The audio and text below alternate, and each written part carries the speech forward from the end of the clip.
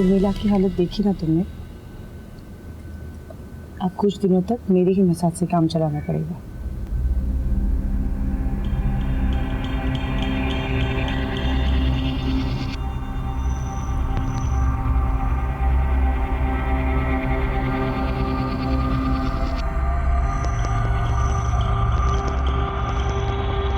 और फिर रावण ने अपने सैनिकों को कहा कि जाके बानर को पकड़ो, पकड़ के उसके पूंछ में आग लगा दो और हनुमान जी को पकड़ के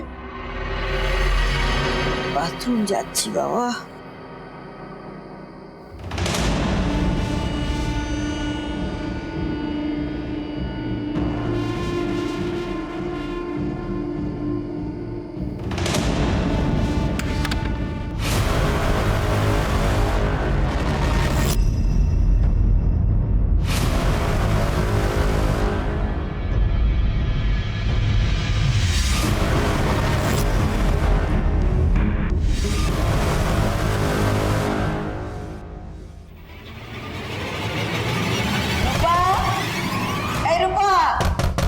रोबी, अरे दरवाजा खोल, अरे तुम लोग दरवाजा खोलो। अरे तुम्हारी मम्मी को मालूम हो जाएगा तो मेरी जान खा जाएगी। तुम लोग मुझे इतना परेशान क्यों कर रहे हो? रूपा, रूपा, रूपा।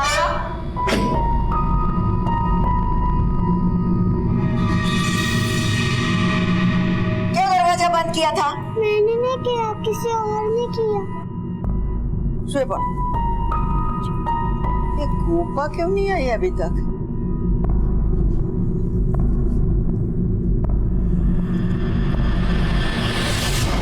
ये दरवाजा क्यों नहीं खोल रहा है? दरवाजा बाहर से किसने बंद किया?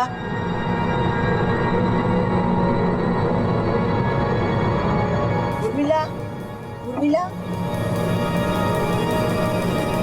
अरे ये बाहर से कौन लॉक कर दिया?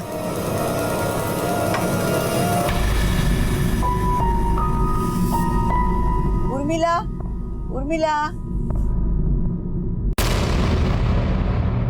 बीना का रूम का दरवाजा भी बंद है।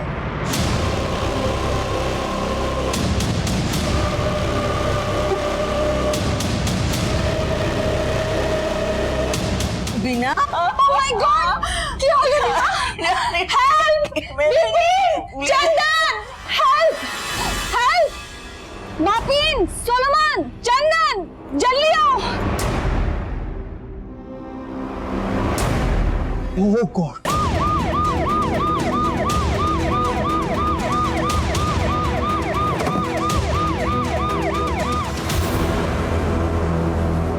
किसने फोन किया? मैंने किया था सर। बॉडी स्कैन ऊपर है सर, आइए।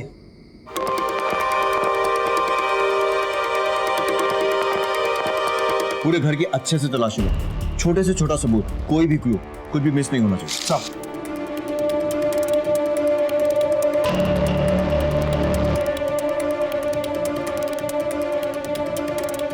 सर 1 मिनट इधर आइए। हाँ राती, ये देखो सर, फुटप्रिंट्स हो सकता है उसी कातिल का। इस गाड़ी पर चढ़कर ही ऊपर आया। फॉरेंसिक टीम से कहो इस फुटप्रिंट का प्रिंट और नंबर और साइज सब निकलो। सबसे पहले बॉडीज को आपने देखा ना, क्या हुआ था? मुझे मालूम नहीं सर, रात को बच्चों को सुला के मैं बाथरूम गई थी।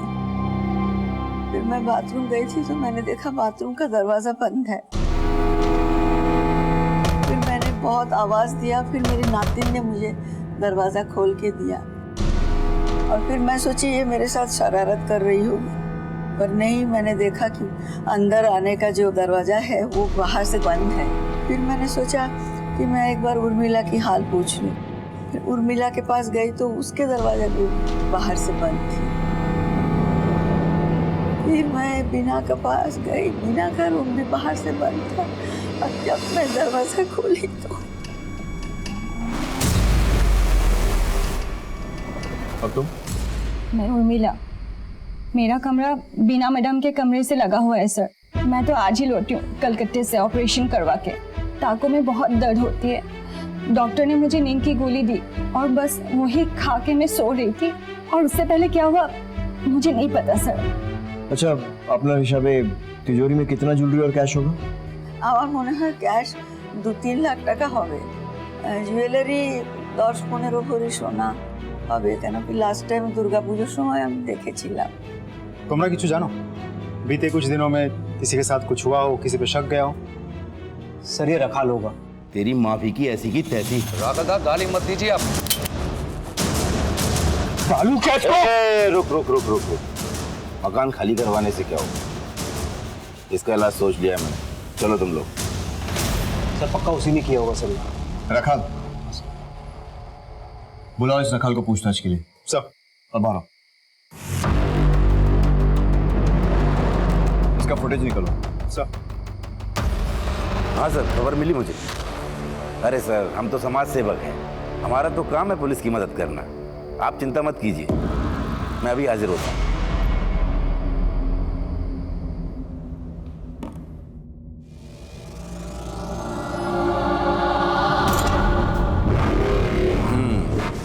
लगता है काम कर दिया तूने।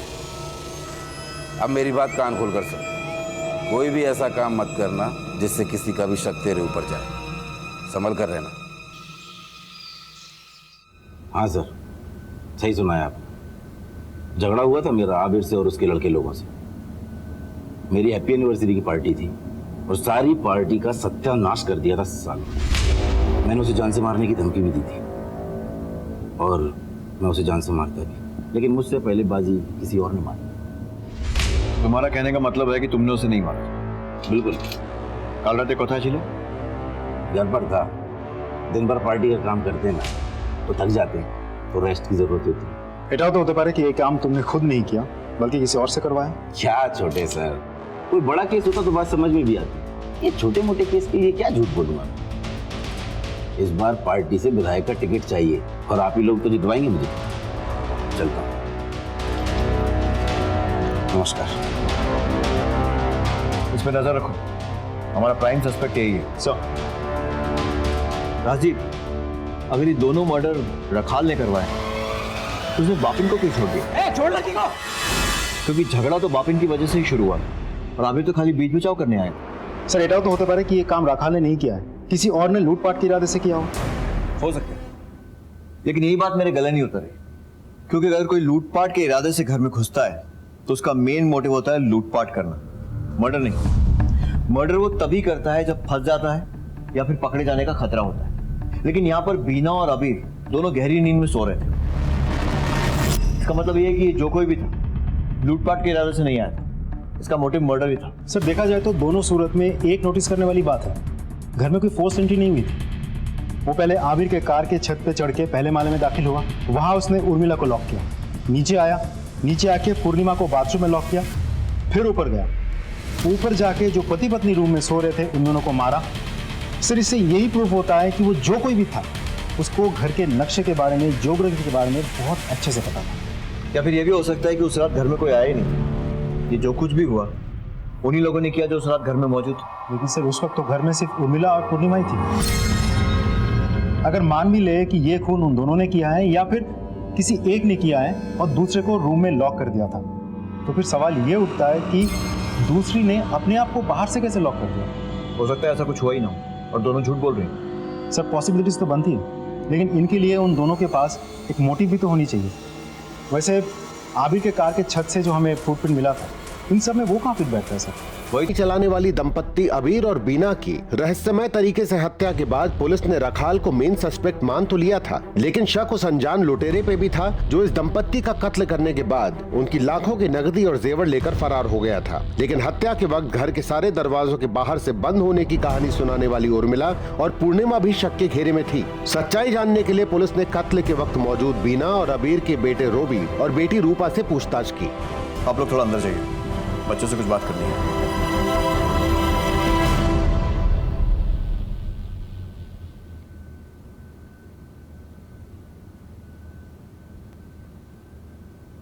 बेटा, क्या आपको पता है कि आपके मम्मा पापा के साथ क्या हुआ?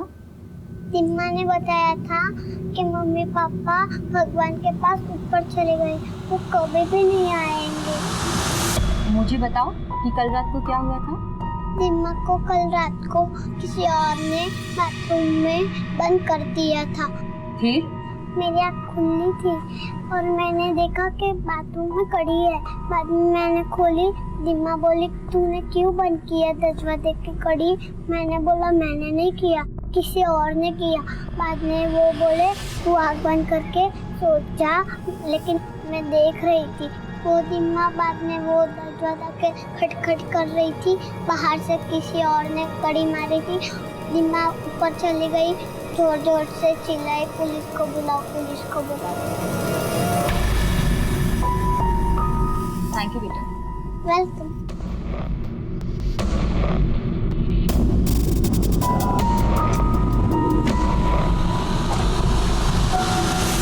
सर गेट की सीसीटीवी फुटेज।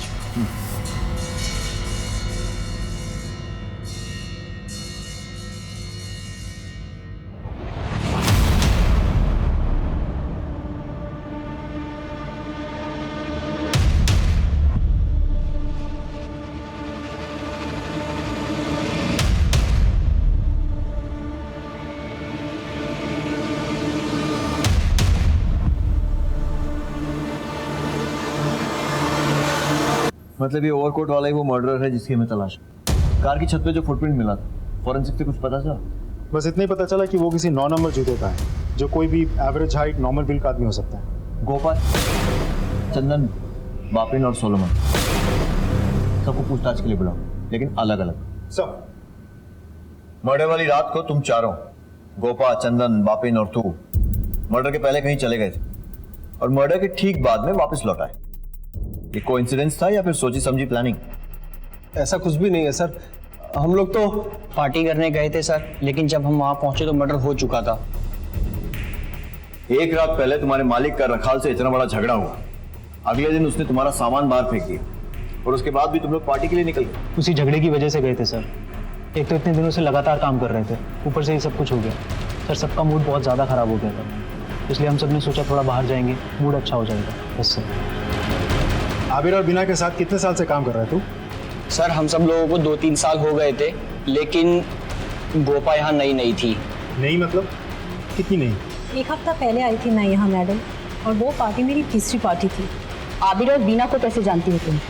मैं बेशी কিছু জানি না ওদের ব্যাপারে, मतलब मैं ज़्यादा नहीं जानती हूँ, बस मैंने रिसेंटली ज्वाइन किया था और बापी ने मुझे मिलाया था सर से। पार्टी के दौरान तुम सब एक साथ ही थे या कोई कहीं गया था? सर सब साथ ही थे, लेकिन सर सोलोमन कहीं गया था बस कुछ ही देर के लिए और वो वापस आ गया था। तो कौन जुने? सर यही कुछ 20 से 25 मिनट। सच सच बता कहाँ गया था वरना? सर मैं अपना माँ को फोन करने गया था पीसीओ से। তোর কাছে মোবাইল আছে না? तो फिर उससे क्यों नहीं किया? सर उसमें बैलेंस नहीं था उस दिन। कौन से पीसीओ पर गया था? सर वो बड़ा बाजार है ना, उसके पास में जो पोस्ट ऑफिस है वहीं पर। ठीक है जा।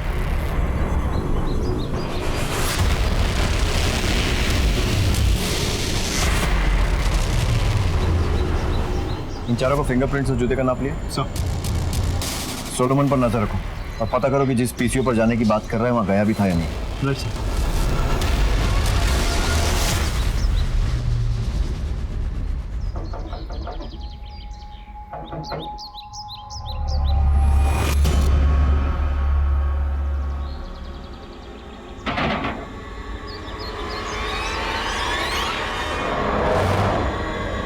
ठीक है, थैंक्स सर। एखनी खबर पेल सोलोमन राखाल के घर गया, दोनों में करीब 15 से 20 मिनट बात हुई। सोलोमन अभी भी निकला वहां से। बुला राखाल। सर सोलोमन आबिर का आदमी आया था मेरे पास। वो क्या ना कि आबिर के मरने के बाद वो बेरोजगार हो गया, पैसा मांगने को आया था, मैंने मना कर दिया तो मुँह लटका कर चला गया।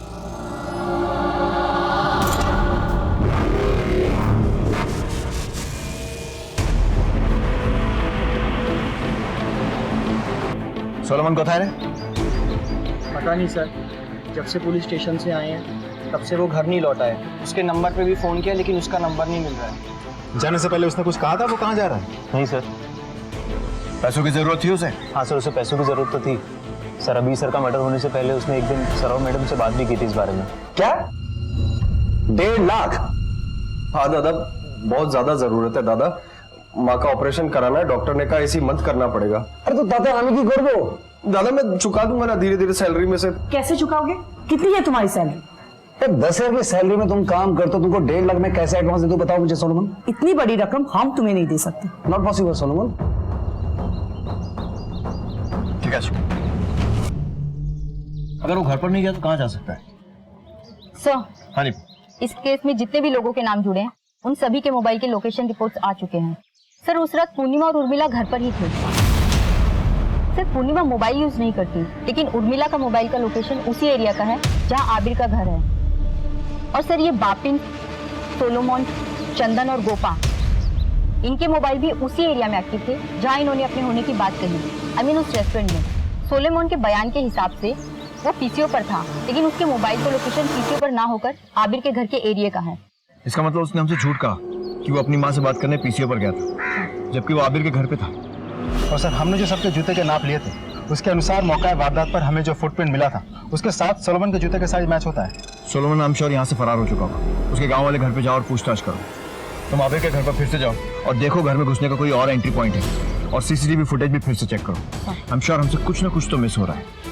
पुलिस के शक के घेरे में अब सोलोमन था। उसका अपनी मां को फोन करने जाने वाला झूठ पुलिस के सामने आ चुका था, और साथ ही उसे ये भी पता चल चुका था कि रखाल और उसके तार जुड़े हुए हैं। लेकिन सोलोमन फरार हो चुका था और सिलीगुड़ी पुलिस की इन्वेस्टिगेशन सिक्किम में सोलोमन के गांव जा पहुंची। एक्सक्यूज मी, क्या आप सोलोमन के फादर हैं? जी। अच्छा, एक बात बताइए, क्या सच में ही सोलोमन की माँ का ऑपरेशन होने वाला था? हाँ साहब, सुलेमान की माँ काफ़ी बीमार रहती है, उसके इलाज के लिए पैसा कमाना वो शहर गया था। क्या बात है साहब, वो ठीक तो है ना? तो क्या हुआ, फिर ऑपरेशन हो गया? नहीं साहब, सुलेमान पैसा को इंतजाम नहीं कर पाया साहब। 1.5 लाख रुपया हम गरीब के लिए बहुत बड़ी रकम होती है सर। आखिरी बार कब आया था वो? 20-25 दिन पहले। सर, सोलोमन के घर पे पूछताछ करके पता चला कि उसे पैसों की सख्त जरूरत थी। इतनी जरूरत कि किसी का खून कर दे? लगता तो ऐसा ही है। ये देखो, पीएम रिपोर्ट और फोरेंसिक रिपोर्ट, वो भी इसी तरफ इशारा करते हैं। क्राइम सीन से बहुत इंटरेस्टिंग एविडेंसेस और फिंगरप्रिंट्स मिले। वो मर्डर वेपन चाकू जो हमें मिला था उस पर तो कोई फिंगरप्रिंट नहीं है, लेकिन तिजोरी पर जो फिंगरप्रिंट्स हैं पता है किसके? सोलोमन।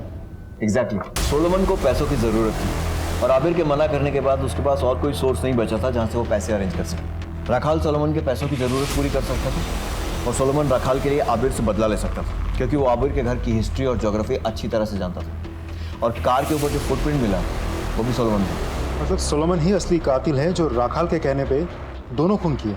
एविडेंस तो इसी तरफ पॉइंट कर रहा है, लेकिन वो मर्डर वेपन पर कोई फिंगरप्रिंट को नहीं मिला।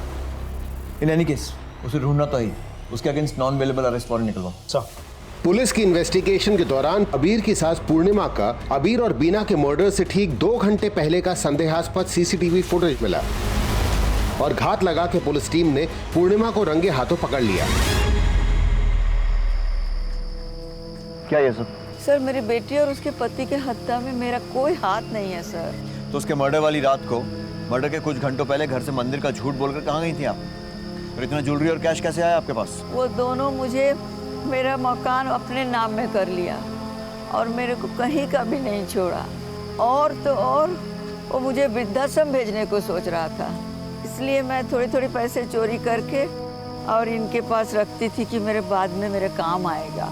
आपकी कहानी पर यकीन तो नहीं हो रहा है, लेकिन आपकी उम्र का लिहाज करके फिलहाल आपको जाने दे रहा हूँ। लेकिन याद रखिएगा, अगर उनके मर्डर में आपका जरा सा भी हाथ है तो हम लोग पता लगा लेंगे। देखो, पुलिस मेरे पीछे पड़ी हुई है और अगर मैं पकड़ा गया ना तो तुम भी नहीं बचोगे। सबूत है मेरे पास। हाँ, तुमने जब मुझे आबिर और बीना को मारने के लिए कहा था ना, वो बातचीत मैंने अपने फोन में रिकॉर्ड कर ली थी। सर, है राजीव, कंट्रोल रूम থেকে এখনই খবর আসছে। করোনেশন ब्रिज के पास चिरा बाजार इलाके में सोलोमन का फोन कुछ देर के लिए ऑन हुआ था। उसने किसको फोन किया था ये तो पता नहीं चला, लेकिन उसकी लोकेशन हमने डिटेक्ट कर लिया है। चलो चल।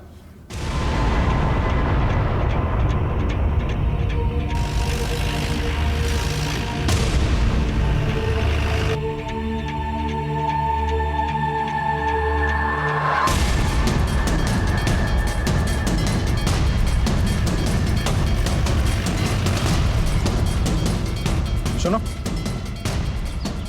একে দেখেছো কোথাও? हाँ साहब देखा है। कहाँ रहता है? यहाँ से वो दूसरा वाला कमरा है ना, उसमें रह रहा है साहब।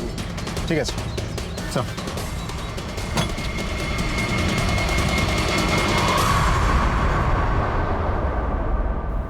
सोलोमन ने सब कुछ बता दिया है और अब तेरे सामने भी अपना जुर्म कबूल करने के अलावा और कोई रास्ता नहीं है। चल शुरू हो जा। सर, जब उस दिन पार्टी में मेरा और आबिर का झगड़ा हुआ तब से मेरा मूड बहुत ख़राब था और अगले ही दिन मैं अपना मकान खाली करवाने के लिए पहुंच गया। मुझे लगा कि आबिर मुझसे माफ़ी मांगेगा, मकान खाली ना करवाने के लिए रिक्वेस्ट करेगा, लेकिन ऐसा कुछ नहीं हुआ। बल्कि ठीक इसका उल्टा हुआ, वो मुझसे अड़ने लगा। मेरा दिमाग और ज़्यादा ख़राब हो गया। तभी मैंने सोच लिया कि इसका काम तमाम करना ही पड़ेगा। फिर मुझे पता चला कि उसके एक आदमी सोलोमन को पैसों की सख्त ज़रूरत है, तो मैंने उसे अपने पास बुलाया। तुझे तेरी माँ के ऑपरेशन के लिए 1.5 लाख की ज़रूरत है ना? हाँ दादा, बहुत ज़्यादा ज़रूरत है दादा।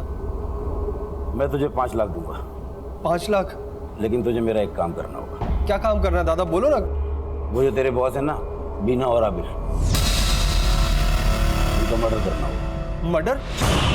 दादा क्या बात कर रहे हो दादा? माँ की जान बचाना चाहता है या नहीं? हाँ दादा। तो बस ठीक है दादा, हो जाएगा, हो जाएगा दादा। उसने बीना और आबिर को मार डाला और सीधा मेरे पास आया पैसे मांगने के लिए। क्या बोला तू? हाँ क्या बोला? दादा पैसा देने के लिए मना मत करो, ये सही बात नहीं बिल्कुल भी। खून करना पुण्य का काम है। तुम नहीं बोला था ना खून करने के लिए? निकल यहाँ से, एक पैसा नहीं दूंगा। मुझे लगा कि मामला खत्म हो गया, लेकिन कल अचानक सोलोमन का मेरे पास फोन आया। पुलिस मेरे पीछे पड़ी हुई है और अगर मैं पकड़ा गया ना तो तुम भी नहीं बचोगे। सबूत है मेरे पास। अबे क्या झूठ बोलता है, तेरे पास कोई सबूत नहीं है। हाँ, तुमने जब मुझे उन दोनों को मारने के लिए कहा था ना, तो वो बातचीत मैंने अपने फोन में रिकॉर्ड कर ली थी। अगर तुम मेरी बात नहीं मानोगे ना तो मैं पुलिस में जाके सरेंडर कर दूंगा। तुझे पैसे चाहिए ना, मैं दूंगा। तू बता मुझे कहाँ आना है, मैं पैसा लेकर आता हूँ। फिर पैसा लाया? लाया हूँ, पहले रिकॉर्डिंग मेरे मोबाइल में ही है, दे दूंगा।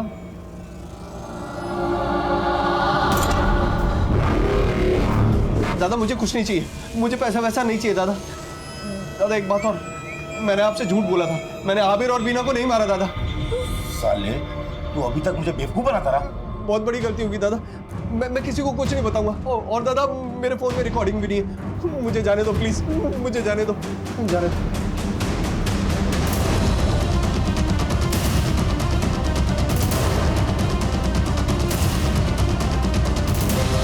लगा कि वो सच बोल रहा हो सकता है कि वो खून उसने नहीं बल्कि सही में किसी और ने किया हो। मुझे इस बात से कोई मतलब नहीं था। मुझे सिर्फ इस बात से मतलब था कि आप लोगों का शक मेरे ऊपर है और आबिर के घर से चुराए हुए जेवरात और पैसे सोलोमन के पास थे। मैंने सोलोमन को मारकर वो जेवरात और पैसे वहीं छोड़ दिए ताकि उसकी लाश के साथ आपको वो पैसे और जेवरात भी बरामद हों, तो मामला वहीं ख़त्म हो जाए। ये भी तो हो सकता है कि तूने ही बीना और आबिर को मारा हो और उसके बाद सोलोमन को वहाँ भेजा हो ताकि सोलोमन फंस जाए और तू बच जाए। सर, मैंने सिर्फ सोलोमन को मारा था और अब तो वो भी बच गया है। अब आप लोग मेरा कुछ नहीं बिगाड़ सकते। मेरी किस्मत बहुत अच्छी है। ना, तेरी किस्मत बहुत खराब है, इसलिए तू इन दोनों का जुर्म कबूल कर ले, क्योंकि 2 खून की जो सजा होती है ना, 1 खून की भी वही होती है। यानी आप लोग झूठ बोल रहे थे, सोलोमन मर चुका है और आप लोगों ने झूठी अफवाह उड़ाई कि वो जिंदा है ताकि तू अपना जुर्म खुद कबूल कर ले, तो तूने वही किया। लेकिन सर, मैंने बीना और आबिर को नहीं मारा है, मेरा विश्वास कीजिए। इससे सच उगलवा, और अगर नहीं बोलता है तो पीने को पानी तक मत देना। सर मेरी बात सुनिए सर। राजीव सर, एक एनी कॉस्ट रखाल से इंफॉर्मेशन निकलवाओ। सर, एक इंटरेस्टिंग न्यूज़ है। पूर्णिमा के बैकग्राउंड चेक से एक इंटरेस्टिंग एंगल निकल कर आया है और सर वो ये है कि उसके पास कोई मोबाइल फ़ोन नहीं है। उसके बाद भी उसके नाम पर एक सिम कार्ड रजिस्टर्ड है और वो नंबर कत्ल वाली रात और कत्ल के समय आबिर के घर के एरिया में एक्टिव था। जिस नंबर पर फोन किया गया था किसका था? सर, कोई कश्यप नाम है। नंबर ट्रैकिंग पे डालो और पता करो। मुझे इस कश्यप की पूरी कुंडली चाहिए। सर, तो मेरे साथ हो। सर,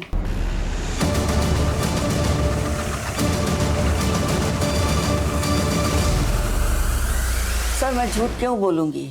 हाँ, वो सिम कार्ड मेरे नाम से था, पर मैंने उर्मिला को दिया था। उर्मिला को? लेकिन उसके पास तो दूसरा नंबर था ना। उर्मिला के पास जो फोन था उसका बिल बहुत ज्यादा आता था, तो इसलिए वो मेरे नाम से दूसरे कंपनी से सिम लेना चाह रही थी। जब वो ऑपरेशन के लिए कलकत्ता जा रही थी तो वो मेरे आईडी से सिम कार्ड लिया। बुलाइए उर्मिला को। उर्मिला यहाँ नहीं है, उसकी तबीयत बहुत बिगड़ गई थी, तो उसका चाचा का लड़का आके उसको सिटी हॉस्पिटल लेके गए। वो कजिन का नंबर है कुछ आपके पास? हाँ, 98213।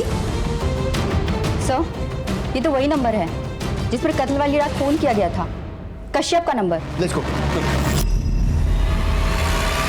राजीव, कश्यप के ट्रैकिंग की क्या रिपोर्ट है? सर उसी का नंबर ट्रैक कर रहा हूँ। वो लोग अभी भी सिटी हॉस्पिटल के टावर में ही हैं। उसे ट्रैक करते रहो और फॉलो करो। He is a prime suspect. मैं सिटी हॉस्पिटल जा रहा हूँ। का पेशेंट उर्मिला, उससे मिलना है। वो तो डिस्चार्ज हो गई। कब? बस अभी थोड़ी देर पहले। उसके साथ कोई और था? हाँ, उसका कजिन था सर। राजीव, कश्यप का कुछ पता चला? सर उसी का नंबर ट्रैक कर रहा हूँ, लेकिन जिस तरीके से वो लोग ट्रैवल कर रहे हैं सर, बहुत जल्द वहाँ से निकल जाएंगे। In fact they are travelling towards the main road. Sir आप मेन रोड पकड़ के वहाँ पहुँचिए, मैं पीछे के रास्ते से बाइक लेके पहुँचता हूँ बस स्टॉप।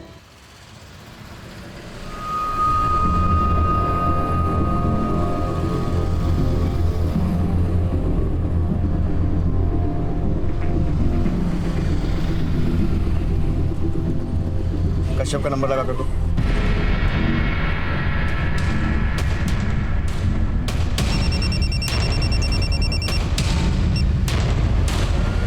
हेलो कश्यप, और कितना भागेगा?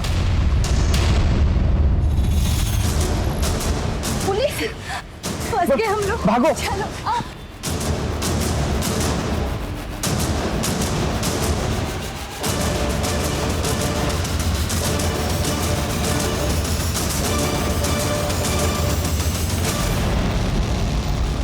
चलो शुरू हो जाओ।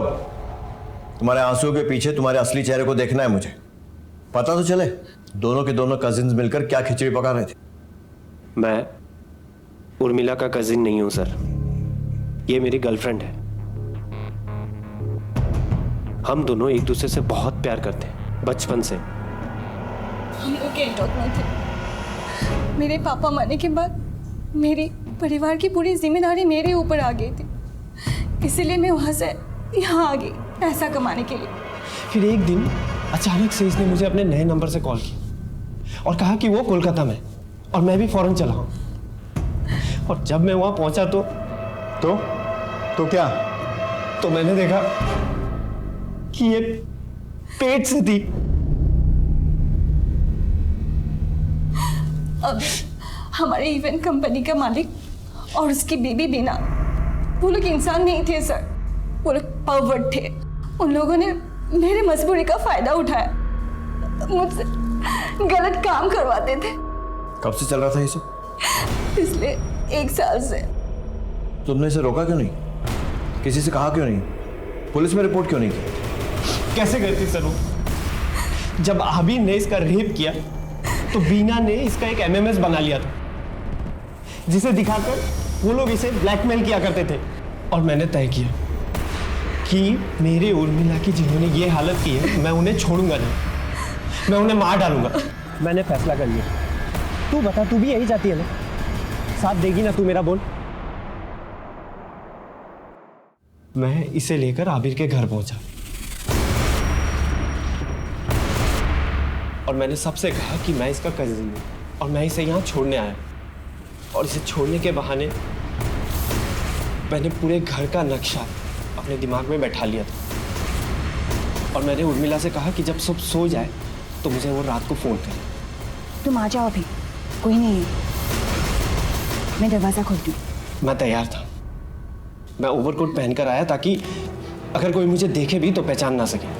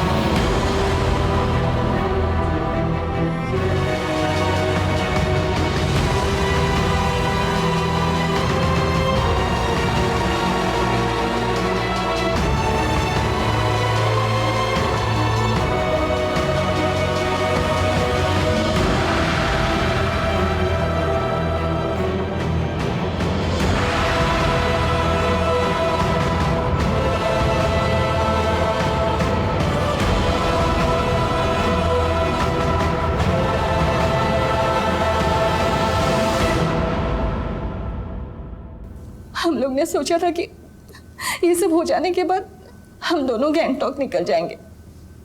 हम लोग निकल भी जाते सर, पर आप लोग आ गए। मानता हूं कि तुम्हारे और उर्मिला के साथ गलत हुआ, लेकिन तुमने जो आबिर और बीना के साथ किया वो सही था। तुम्हें क्या लगता है तुमने उन्हें उनके गुनाहों की सजा दे दी? तुमने सजा दी उन मासूम बच्चों को जिसमें उनकी कोई गलती भी नहीं थी। अगर इंसाफ करना इतना ही आसान होता ना तो लोग अदालतों को न्याय का मंदिर नहीं कहते।